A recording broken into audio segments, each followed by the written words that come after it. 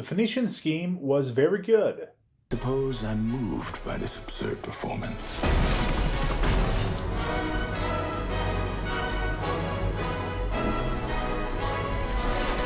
I recognize this assassin.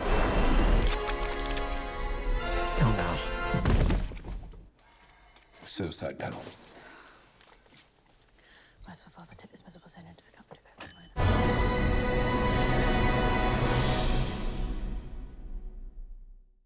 The premise is that in the 50s, this imagined businessman is low on money for a big project, and so he needs to go around convincing everyone to give him more money. And the project he's working on is known informally as the Phoenician scheme. At the same time, he's also trying to connect with a distant daughter he's never spent time with. And over the course of the movie, we see his own values and the values of his daughter being affected by their circumstances and their exposure to each other.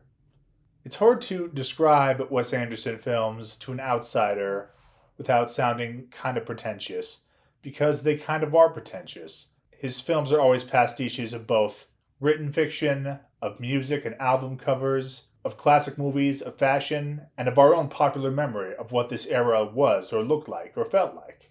In this instance, he seems to be riffing on the imagery of mid-century crazy businessmen, Howard Hughes being the most obvious example.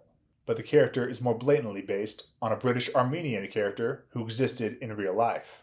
There's a question that arises over films like this and frequently over this director's work, which is, if it's so much about the presentation and the look, is there any room for an actual story, or is it just an aesthetic exercise?